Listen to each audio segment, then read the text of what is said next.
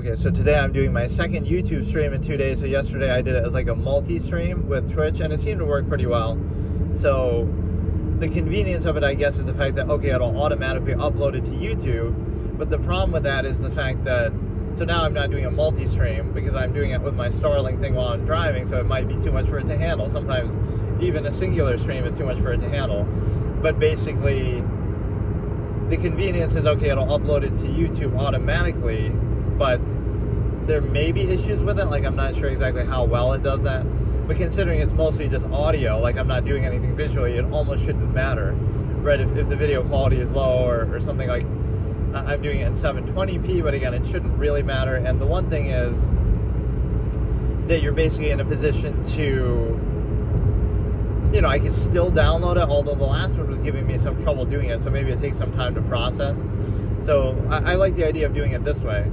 Even if we separate the two, okay, we do these while driving, like I've been doing anyway, the Absolutist philosophy series, but I do them directly to YouTube, and then I do Twitch for like more hands-on stuff, like on PC and everything like that.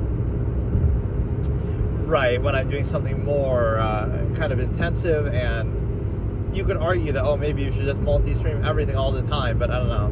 But no, I'm also trying to observe it from like a certain standpoint that what is really the difference, right? I'm giving you like an honest feel of small channel, small content creator compares Twitch to YouTube, where I've done Twitch in the past quite a bit, and I don't dislike it, but sometimes the engagement is kind of low no matter what. Like, you know, it's consistently about the same level all the time, which maybe that could be good. That means if you get to a certain community, you'll get that consistently. But like for me, there's not like peaks and valleys and stuff like that, right? Like, oh, the one time I got rated by somebody who was, when I was playing New World, and I got like 100 viewers or something from that. But like those moments with the, like, don't really happen with the algorithm. Like, oh, I'll randomly just get a ton of views this episode for no reason. It never feels like that. It feels like it's always the same, which maybe is a good thing, that you're not relying on some random algorithmic, you know, up and down. But with YouTube, it does seem to be more like that, with videos at least, right? Like, I'm a small channel. I have, you know, on this channel I have 50 subscribers. On the other ones I have like 300 and 100. But randomly a video will get like 50k views, like the Danganronpa one or the World of Warcraft clip, like that got like 37k. So at least there's that upside. Maybe that's a bit unfair to compare videos that are up for a long period of time and forever to the like live streaming, but let's see if that applies to here as well. So today is episode 6 in my Absolutist philosophy series. I keep doing these 0.5 episodes, like these halves. So we have episode 5, 5.5, and whatever, if I'm not really covering like one specific topic. So today let's look at belief systems, which I've discussed at almost nauseating length in the past, where I almost don't even enjoy some of these discussions anymore. But let's just go over some basic concepts that I've said in the past. You know, my logical razor, you cannot dissuade with reason what came about by desire. In other words, no matter how much logic and reasoning you use to try to discuss religion or a belief system, it doesn't matter, because the reason why they believe it isn't based in logic and reasoning in the first place. It's based in desire, some psychological need that they have, right? And that's even something I would argue myself. I've never argued that people shouldn't believe in religions or faith, or that they're a bad thing, right? I've never said that. What I've identified is again, from an absolutist standpoint, it would be, you should be able to live your life with truth and objectivity and reality, and you shouldn't need to hide behind some false absolute like that. You shouldn't need to deceive yourself. But to be fair, in society, you find a way to do that anyway, right? It's the same psychological effect of, oh, so like I use this as a devil's advocate discussion, kind of even against myself. Like, oh, religions aren't real, right? It's not true, but it can still have a positive psychological effect on you, etc.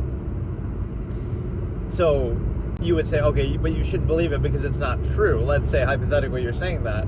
Well, what about from the other perspective that, well, okay, so is everything that you do in your life based in reality and truth? Like, you engage in folly favoritism, which is like entertainment, escapism. Well, that's not real either, but you put your time and effort and money and interest and focus and attention on it, right? So that's kind of the good rebuttal, sort of. It's not about truth, it's about a positive psychological effect, the same way that you focus on movies and TV and games and different social things, like things that are not real, even like appearances and clothing, like things that don't really matter or have like a tangible, aside from what you acknowledge it to be and what others acknowledge it to be. But no, like, again, you focus on entertainment, escapism. You know that's not real either, but you still do it, right? Because it has a positive psychological effect, or it distracts you or whatever. So that would be sort of equalizing it. But the one comeback I had to that, and again, this is almost me debating myself because I kind of interjected with that, but like, okay, you shouldn't, let's look at the premise. You shouldn't believe in religion because it's not real. But then you come back and say, okay, but is everything that you do or everyone does in society based in reality and truth only? No, because you have escapism, entertainment, things like that. And then you come back to that point with another rebuttal that the difference is, at least with folly, favoritism, entertainment, you acknowledge it's not real. You accept, like, okay, I know it's not real, and I'm doing it just because I enjoy it or distract myself or some positive psychological purpose, which you would still condemn that and say, it's unfortunate that this is necessary to distract myself from the cognitive dissonance of the contrivance state that I'm forced to be in or that I happen to be in, right? You would still say, ideally, that shouldn't exist or be necessary either, but the difference is you're acknowledging it's not real, but you're indulging in it anyway, whereas with religion, you're pretending it's real. So does that make it better or worse? I would say it makes it a little better because at least you're showing self-awareness, but yet you're still doing it. Whereas with religion, you're pretending, presumably, you're pretending it is actually real and true and absolute, even though, you know, it'd be in the same box as that. So, again, one of them, entertainment, escapism, you acknowledge is not real, and so you're doing it purely by choice and by pretense and by, you know, for the positive psychological effects, despite it not being real. So you're not pretending that it's real or absolute or sort of like dictating based on it, like, your whole life is based around it, and you do this, you know, you're telling other people what to do based on it, or you base your whole life and society around it. No, you're just doing it as a little escape and distraction, which might be necessary to reinforce that state still, but it wouldn't be an absolute, right? The way that religion is posed, that, oh, it's true, it's fact, we got to live by it, right? It wouldn't be so self-imposing. And so, but yeah, that's something I've even argued in favor of, but damn the specifics of it, like, my expression, don't specify the conflict, like in this case, don't specify religion, like getting lost on all the details of this God and this name and this tradition and this book and this, you know, this old story and myth about this guy and Abraham did this and whatever, you can't eat fish on this day, like the arbitrary nature of those things, which often comes just from, like, if you saw the origin point of it, you would realize how arbitrary it is. One time, somebody, you know, people used to get sick from eating this kind of food. That's why it's considered you know, like antithetical to that religion to eat that kind of food, right? It would be based on some old school, like, that used to make people sick because they didn't know how to prepare it or something like that. So now we hold on to those arbitrary superstitions and traditions, even though we understand how those things work now. So I can't blame them for doing that from a position of ignorance, but to treat it like an absolute, that there's any meaning to it. No, the meaning was just, oh, people got sick from it, let's say at one time in history, that's why it was condemned, that's why it's against this religion to eat it. But now we might know better, right, of how to better prepare it or whatever alternatives we have. So it's given like false value. A good example of this is also homosexuality, where, you know, again, just looking at an objective perspective, I'm not taking any position on it. I'm saying, observe, like, why was that condemned societally and through religions and stuff like that? It would have been based on some basic premise, which in earlier points in history might actually seem to make more sense than it would now, because obviously the population is so high now and we have other, you know, artificial insemination, stuff like this. It would have been based on this premise, right, that, oh, if one person in society can be, and again, I'm just presuming the premise of why this would be condemned. Right, first of all, you can say, oh, from a natural standpoint, let's use the same thing I just did with folly, favoritism. Oh, it's not natural. Somebody could, you know, present the argument, hypothetically, like, oh, it's not natural to do that, even though there are instances in nature where that sort of does happen, but generally, okay, it's not the common or natural thing. But the problem with that is your whole life natural? Is everything you do natural? Is it natural for you to sit at a computer for 10 hours a day? Or is it natural for you to drive in a car or to eat processed food, right? So the only way you would have credibility in saying that is if you were consistently, this is how the absolutists concept would work, right? There is no claim being made, but if that's your claim, you have to be held accountable and consistent to it. So the only way you'd be credible in saying that is, yes, if your life is 100% natural and everything you do is natural, then you could maybe argue that for yourself at least, not really impose it on other people. But if that's your standard, then that's fine, because you're saying, okay, it's not natural, and so I can't actually even see my chat right now, but whatever.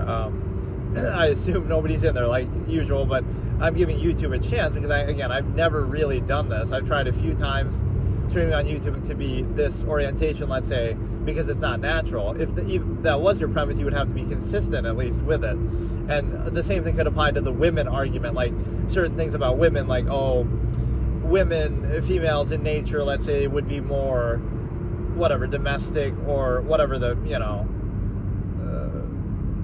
what did people say? Like the hunter-gatherer mentality, or the, I can't remember. There's some expression for it. But all that stuff about like women naturally would be in certain roles, let's say, in nature, like even in animal kingdom and stuff like that. But the problem with it is, in the modern day, is that what it's based on? Like, okay, women on average physically are less imposing than men on average, right? It's obviously individual basis notwithstanding. So you could argue that from a biological standpoint, and that actually dictates history to some extent. Like, it wasn't like some arbitrary person just said, oh, we're gonna all of a sudden mistreat women, right? It would have been, no, that would have naturally occurred because men were more physically imposing, and so that kind of naturally happened. It wasn't like, that's why when people say, oh, history is unfair to women, that's kind of not entirely true, because it's not unfair just for the sake of being unfair. At a certain point, it was like, especially early history, would have been like, oh, that's just naturally the outcome that would have happened if men were physically more imposing naturally on average, right? Nobody's sitting there deciding that. Now, once they establish a certain power from that advantage, now they might use that to hold people down. But the point with the modern day is, you would say, okay, women are this, and this, based in history or based in nature and biology, but it doesn't matter anymore, because not everything we're doing is based in raw physical inherent strength anymore, right? We rely on technologies. If you're sitting at a computer 10 hours a day, it doesn't matter whether you're a man or a woman or whatever your preconception is, right? If you're using technology, relying on technology like most people do, it doesn't matter about that anymore. So to the extent that would have mattered, you can point to it in sports or something that is purely natural, physical. I get it, but it's not true when it comes to the modern technological based society and functionalism that we do, right? Like, what's stopping you from doing something using technology? Oh, that, it no longer matters about your physical capabilities. Those are sort of obsolete, and we rely on technology and everything like that. So, but getting back to the point of the positive psychology, I wouldn't necessarily argue against of religion or belief systems to say it can give people structure, it can give them peace of mind, it can make them happier, it can make them behave potentially in a moral way, give them some kind of baseline, again, peace of mind. So if it can encourage all those positive things psychologically and behavior wise, that's fine. But the only thing I would reject there is the specifics of it, like, oh, your tradition or your religion or your God versus mine, and this one's better than this, or this one's, that sort of endless back and forth of specifying it between one or the other. One is better or worse than the other, right? And getting caught up in the details and the technical, arbitrary little traditions and superstitions that don't serve any purpose, right? So the overall core idea of it isn't bad. And that's basically what belief systems are by design, is like, it's sort of the ignorance and uncertainty of people and their unwillingness to be puzzled. This is an absurdist philosophy concept, like imagination or some ritual to feel like, okay, false absolute that they do understand, or that they can control, or that they can explain, even if they don't, right? So it explains, or it answers that ignorance or uncertainty. And it also speaks to the ego, that we want everything to kind of revolve around us. So our morals and our standards, we want to be the absolute law of the universe, even though that's not how it works. So it's kind of the contradiction between reality and our subjective desire for everything to revolve around us. And so the important thing with that is to realize that that's what belief systems basically reflect, is that you may as well just state it very literally, like, oh, some generic unknown God, unnamed God, which we could just call even nature, would have all these standards that happen to align with what people want collectively in society, right? Like laws and morals and stuff like that. So how convenient is that? Almost like you're just using it as a pretense for that. And you're using it as a way to bypass critical thinking, because again, it would be the subjective versus the subjective problem that I've talked about before. Like, it's one subjective human's words versus another. Instead of, oh, it's something above the subjective level, like, oh, it's God and it's subjective and it's absolute, even though it would really just be that the way society works and reality works is it's the raw number of people. And of course, oh, that many people couldn't be wrong. Like, oh, it's 1 million people versus one person, so that makes 1 million right. But it actually doesn't, because they're equally arbitrarily subjective. And you can look throughout history how many times the mass of people have been misled and wrong, and, you know, World War II Germany or whatever you want to point to. So it's not that simple as giving credibility to a collective mass of people. But even if it was, you understand that it's not absolute. It's still one arbitrary subjective idea versus another, right? So there is no absolute involved there, right? So it makes it impossible. So somebody could just say, okay, we just have a different point of view. We have a different perspective. So it's impossible to rationalize the outward insistence or reduction to structure. Like, effectively, it's impossible to tell somebody else what to do in life in general. And why is that? Because it's your arbitrary subjective opinion that you'll tell them you should do this, and they could just say, no, I should do something else. I want to do something else. There is really no quality empirical basis, because even if you say, assuming that their intention or measure is blank, now they should do blank based on that. But even then, there's some inconsistency, because you would have to do it fully and credibly and consistently if you were doing that. But the problem is you can't assume their intent either. Maybe they don't want that. A good example is the longevity process that I always talk about. Like, if you want to live as long as possible, this is what you would have to do. And that's what society often assumes. But that clearly isn't the case. You're not credible within that view, because, oh, people drink and smoke, so they clearly don't want to just live as long as possible. They want half-mass hedonism and some in-between balance. And so now, that shows you that there's no credibility to that, and you can't force that on other people because they might have a different priority. So how can you... It's just subjective, so you can't say anything. Okay, they want to go be a minimalist and live out in the woods, so now all the social kind of indoctrination that you would force on them is meaningless, because, right, like, it's only necessary within your assumed state that's treated as a default. But that's what society and structure sometimes gets away with, is it creates this false absolute so well, so convincingly, or so fully, that it creates the illusion that it's absolute. Like, morality is a good example. And this argument has been had a million times that it kind of triggers me now, that people are so stupid that they don't get it. And you see even big name figures like even Charlie Kirk, rest in peace, and others say this, like, oh, morality is absolute. The problem with that is the fact that, again, morality is either objective, inherent, or absolute. And they try to dunk on people in a fallacious way, like, oh, and if you can't say that it's objective or absolute, then you're a bad person or something like that, right? The problem with it is you're not understanding what those words mean. Objective, inherent, or absolute would mean that it's above human control and discourse. So even having that conversation is an example of subjective discourse, where a mob of people might be, condemning you for, how can you not say it's objective? So that's subjectively a subjective social kind of shaming and stigma ritual to try to reinforce a subjective view. It's not about the number of people. That's arbitrary, because that same number of people could just as easily say the opposite thing. So if they said it wasn't, then it wouldn't be, right? So the very fact that you asked that question is itself a contradiction, and shows you don't know what those words actually mean. Because do you believe morality is objective? Well, belief by definition is subjective, and you can believe anything. So if it came down to your subjective belief, then it wouldn't be objective, right? So the very fact that you have to have that discussion, like, I believe morality is objective, somebody might say, well, that tells you it's not objective right there, the fact that you believe it, or that you even have to have this discussion. And so it allows you to realize that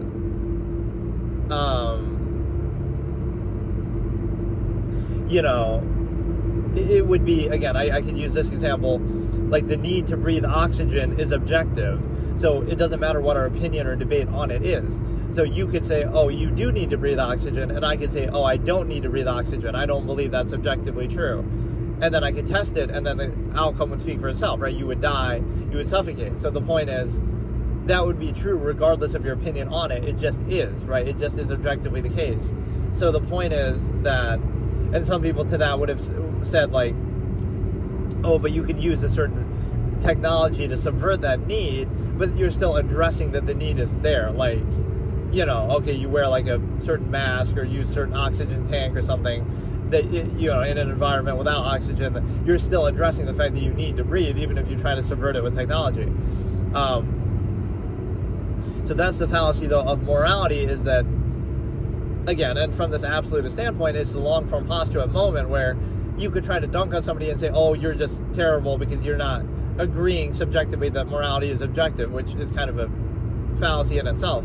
But the conclusion is you're concerned with the result and the outcome, right? So the outcome is, if you believe morality is objective, you go home at night and sleep safe, knowing that I rely on subjective police officers to uphold subjective laws made by subjective lawmakers, voted by subjective people, right? So you rely on the subjective layers. This is what I mean by like making it convincing. That makes it seem like, oh, it's absolute, just because you've lived that way your whole life and you've had those things around and you've never known anything different. But that does not make it absolute. That just makes it very well subjectively upheld, and that should really be the debate. If you're not intellectually dishonest, you would say, how should we best uphold our subjective views? Should we have more police officers? Should we have better training? Should we be more careful who we elect to make laws and things like this, right, to uphold those subjective morals on a functional, practical basis, instead of just treating it like, oh, it's absolute. But it doesn't make sense for several reasons, because, again, those things even change over time, right? History would tell you that. So throughout history, certain things have been considered moral in societies by a mass of people or by governments or by law, right? Like at one point in history, slavery was legal, and it was even illegal to free slaves. So like we would say that's morally wrong, but it was still able to happen. And so that shows you, and at that point in history, it would have been considered morally good or okay, or at least supported by law. So that shows you how arbitrary laws can be, that there is no absolute behind it, or morals can be as enforced by law. So it's not absolute. It comes down to subjective human input and control. And so it's important to stay vigilant, and that should be the real discussion. Like, how can we best enforce and uphold our subjective morality instead of just beating our chest and insisting that it is absolute and objective, which is really not even useful. Because, okay, let's say I subjectively, as a subjective human being, I can't make an objective claim. I could just make an objective observation, I guess. So it wouldn't be up to me anyway. But let's say, okay, I agree subjectively that morality is objective, even though that in itself is a contradiction. That it would come down to that, or that we would even need to have this discussion. But the problem is that if I did that, what would be the reality? So morality is objective, but we still need subjective police officers who sometimes they make mistakes. Sometimes the culprit gets away. Sometimes they arrest somebody who's innocent, right? So that would mean, again, let's have flawed, imperfect, subjective police officers enforcing subjective laws made by subjective lawmakers, voted in by subjective people, right, within a subjective, governments and courts and laws and judges and politicians and everything like that. None of those things are objective, right? They're flawed. They can change. Over time, over history, different cultures have different laws on the same topic. Throughout history, things that we would consider immoral were considered moral and enshrined in law, and vice versa. What we have today would have been considered wrong in the past, and they change over time. It's at the whim sometimes of subjective leaders. So none of these things indicate an absolute. They indicate a very rigid and important to uphold subjective framework that is the whole purpose of society in a way. And even that sort of discussion and debate where you would say that, like you're shaming somebody for not saying it's subjective, that's a form of subjective reinforcement, that you're trying to create that illusion and impression. I would just say it's not very useful, right? My expression that the best way to make something, the best way to make it so, or wait, what did I say exactly? The worst way to make something reality is to pretend it's already so, or something like that. I can't quite remember. The best way to make something happen is to realize it isn't so, or vice versa. Like the worst way to make something happen is to pretend it already is that way. So just because you want it to be true, you pretend it's absolute, and now you won't take the necessary action to uphold it, right? So you'll pretend, okay, it's absolute, it's subjective, so we can just twiddle our thumbs and sit back, and it'll take care of itself. And that would be how objectivity actually works. Like I said, with the need to breathe oxygen, it doesn't matter what your belief or position is on it. If you believe it's subjective that you have to breathe oxygen, you still have to breathe oxygen. If you believe it's not, you still have to do it, right? Whereas with morality, all it takes is one crazy person or one person, whatever, subjectively, to say, you know what, I feel like doing something different, and then they are at least capable of doing it. It's not a question of whether they should do it, it's a question of whether it's absolute or objective, in which case we wouldn't need laws, because again, the fact that they're still able to do it shows you that it comes down to their subjective whims, right? So despite it being objective or absolute, all it would take is somebody to have a different opinion. Oh, they just feel like doing something different. They feel like what they're doing is right, which throughout human history we can look at that. Like, all it would take is a large enough group of people or somebody in a position of power to believe that what they're doing is right, and then they would just do it. They would be able to do it. That doesn't mean they should do it, right? But if that's all it takes for them to do it, then what good is the standard of objectivity? Because you have, like, so in other words, your standard of objectivity is so weak that all it would take is, okay, it is objective, it is inherent, it is absolute, but all somebody would have to do is just feel like doing something different, and they can do something different. Or again, a leader comes to a position of power and they can just do something different. Or a mass of people who can be easily convinced or tricked or whatever, right? I guess we can see throughout history, even China right now, like, all it would take is you create like a censorious power structure and all the control aspect of every aspect of life, and people would go along with certain things or be ignorant to them. So all of those cases, they could do whatever they wanted despite it being objectively wrong, apparently, which is, you know, there's not even any clear definition of that, because you'll say, oh, morals are objective, but then you have to define what those morals even are subjectively. Like, well, there's some that could be easy to agree on, right? Like, okay, don't harm people, things like that. But again, from the absolute standpoint, objective standpoint, it would just be a functional basis. Like, it doesn't stop it from happening. So it doesn't do any good. Like, okay, so let's say you win the argument, morals are objective, but immoral things still happen. People still do them all the time. Throughout history, people have done them. And so it relies on our subjective input of how do we subjectively stop these things from happening. So either way, again, if you believe it's subjective, you go home through police, courts, law, etc. And if you don't believe it's subjective, you say the same thing.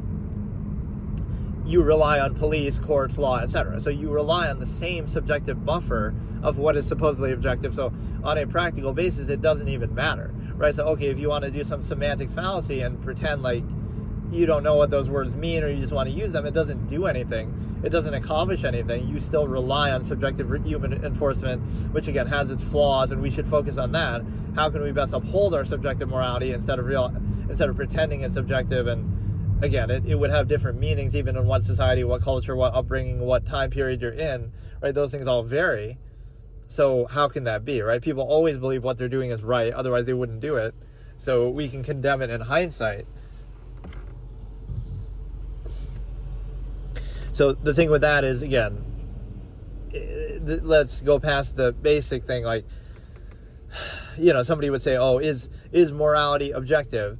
And then the response would be, my response would be, again, well, I'm a subjective human being, so I can't make objective claims, right? I'm not a god, I'm not a, you know, anything like that. So I can only subjectively believe or claim something, which would be my opinion, or I can objectively observe something, right? So this would be the standard of objectivity put to the test. So if you believe in God, like, oh, morals come from God, then God would strike you down with a bolt of lightning or prevent you from doing something in the first place, right? Right, if you did something immoral, or the laws of nature would prevent you from doing it. You just physically wouldn't be able to do it, right? That would be absolute, because it would be outside of human control and discourse. If it's within human control and discourse, no matter how well indoctrinated or how well we, you know, the majority of people are going to agree with this social training and, you know, moral standard, that's fine. But it wouldn't be like, oh, somebody randomly just feels like doing something different. They're having a bad day. They're just a bad person.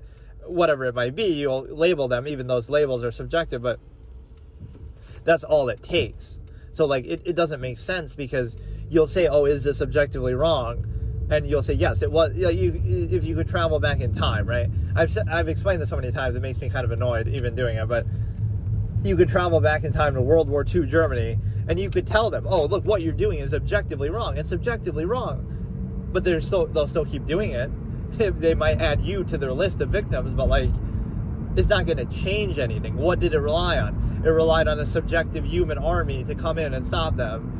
Right, so one subjective force versus another subjective force, like, and if they had won, then, you know, like other groups in history and other leaders, like, immorality is by our subjective standards that we would say now, is a lot of what made history what it is, right? Like, we're living on lands, you always hear this kind of mentality, we're living on land stolen from the natives who were massacred and built on the backs of slaves and all this kind of thing.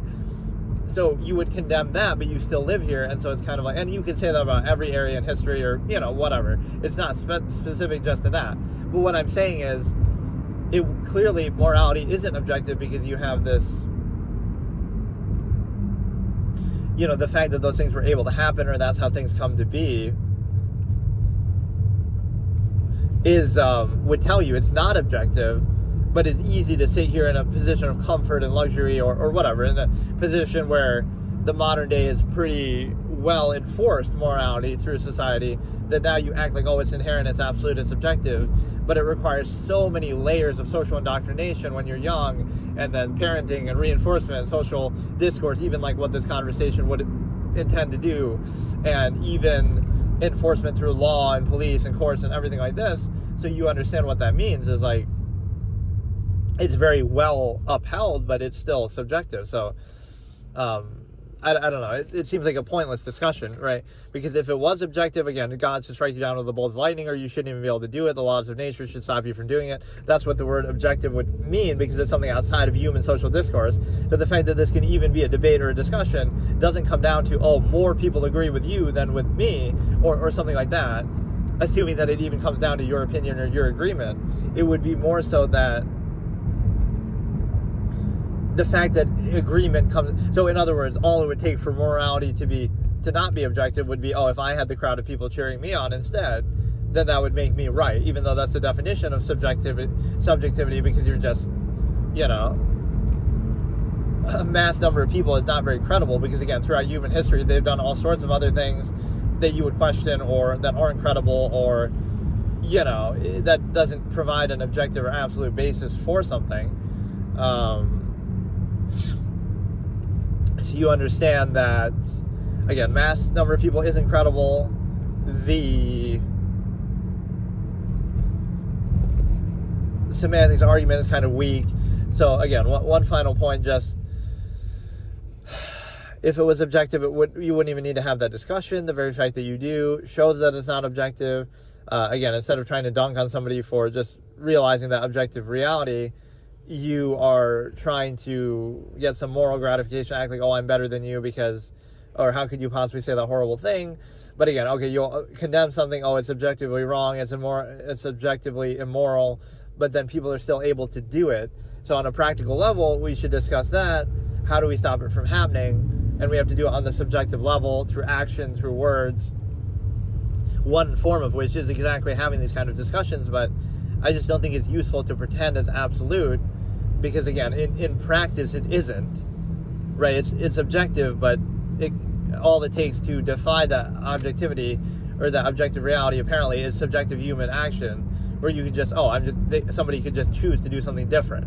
So if somebody just subjectively chooses to do something different, or thinks something different, right, they can do it.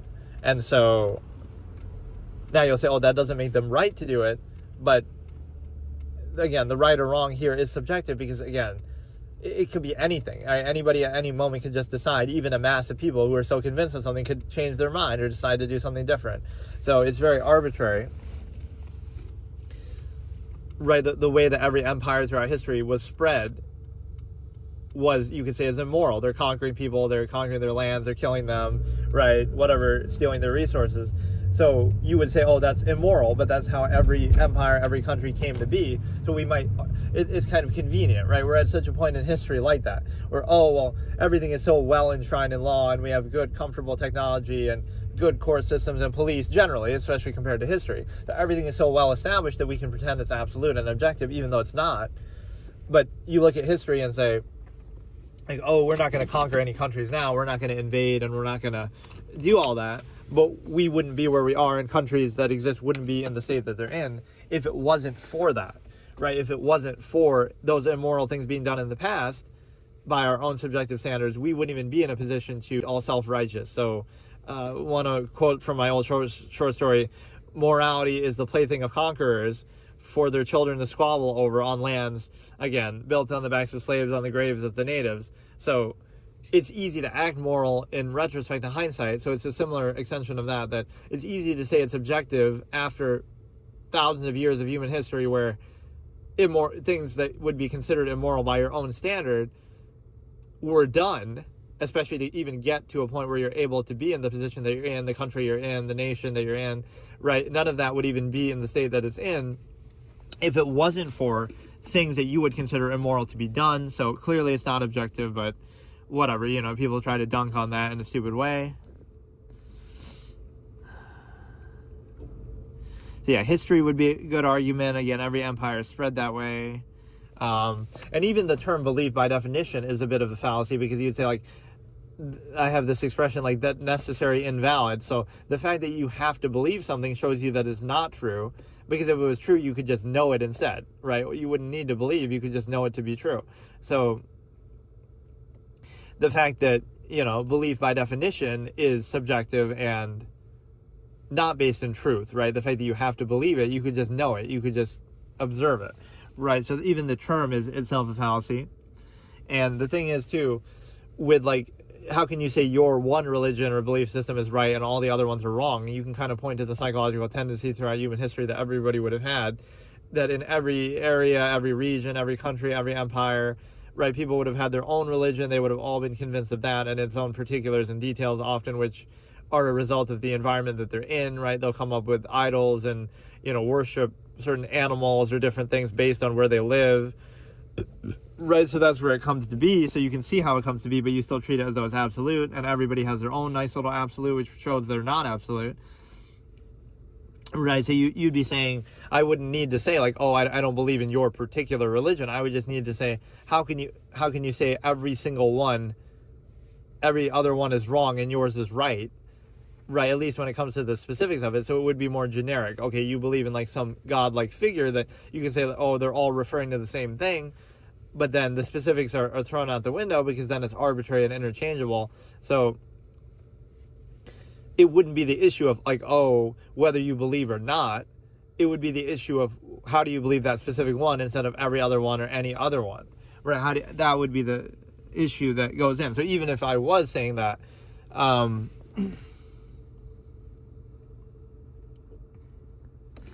let me think. Like, I could always say, like, I'm not convinced of your particular one versus every other one. Right, and so it shows you the psychological need that it's a bit of a fallacy, because you see the need of people throughout all of human history for some spirituality or belief or some peace of mind that way. So you would basically point to every culture, every society would have come up with its own version. So, Greek gods that we treat now as mythology, but something else we would treat as absolute, or even the prevalence of it, you would say, okay, why is Christianity so common? Could it be that an empire was spreading it through its conquest and all of this? It benefited from that. So even if you think, oh, Christianity is so popular because it's true and it's good, not because of an empire that spread it, right? And so it could have been interchanged. That doesn't mean it's more valid just because it happened to be more prevalent, just because it happened to be spread by a stronger empire and force like that. Right, that's really what it came down to. That's why it's so prevalent, less so than anything else. So that doesn't... Again, it shows you that people have the need to believe that they would believe in almost anything, right, throughout history, all these different things, pagan religions, and it doesn't take much for people to believe And so people just have the need and desire to believe, so they'll believe in almost anything. And so it doesn't have a ton of credibility. So, again, I never would say that you shouldn't believe or I'm against it, but the specifics are what you would have to argue for. Again, the burden is on the claim maker. You would have to explain why your specifics are absolute or whatever, right? Why we should believe in this exact one. Whereas, again, being objective about it, you wouldn't have to say, oh, don't believe, or it doesn't matter. You can believe if you want, but that doesn't make it true or absolute. You're the one who would have to convince others to believe or qualify it yourself, like why you believe, right? Because that's an outward practice. Whereas, again, I always hate the term atheist, so you would just say everybody is born atheist or whatever, so you would have to justify your outward practice of a specific faith with all its traditions and details and superstitions and whatever, instead of trying to say why you don't believe, right? Because then you'd have to say, okay, but you don't believe, and so you're not saying specifically, like, okay, I don't believe in this one or this one or this one. I don't believe in every single religion throughout human history. So is that really an outward practice? Like, you would be questioning, like, why aren't you a Hindu? Why aren't you a Christian? Why aren't you a Muslim? Like, you can't specify it like that and say, oh, why aren't you each of these individual things? You would have to justify it the other way and say, okay, why are you this specific faith? Why do you believe this? Right? The burden being on the claim maker. Otherwise, it's just, again, sort of interchangeable that, again, you're looking at them all kind of the same way. So if you were to look at it, like, again, I could explain every religion by saying, okay, it's the same psychological need that you're addressing, so that doesn't validate the specific one or make any of them true. It just means that you have that psychological need and peace of mind and desire, which I'm not even condemning necessarily. I'm just observing it. Versus, okay, if you're just neutral, objective, you don't believe that in any particular one or any of that. So there's nothing outward about that. Like, what do you even get out of it? You don't get the promise of heaven. You don't get the, peace of mind. You don't get the false certainty. So you don't get anything out of it, right? So you wouldn't have much of a reason to do that. You don't have, it's like a cui bono effect argument. Like, who benefits? Who benefits from religion where everything is very human-centric and reinforces your own beliefs that you want to have and an ego and makes you feel that everything revolves around you and your loved ones are going to go to heaven and you're going to go to heaven and the people who wrong you go to hell, right? Isn't that awfully convenient? Versus, just the objective neutrality of nature and reality, that would be, there's nothing to gain really from that. You could argue that somehow, it's to justify, like, this is like the fallacy of permission. It's to justify, like, certain bad behavior, to say that, you would say that you would justify bad behavior, like, you're only not in this belief system because you want to justify doing something promiscuous or sexually or sinful or something like that, right? But the problem with that is those would be inherent things that people are capable of doing and that happen anyway, that people do them anyway. Or you could not be religious and still not do those things for some social functional basis, like, okay, it's not sustainable for society or whatever.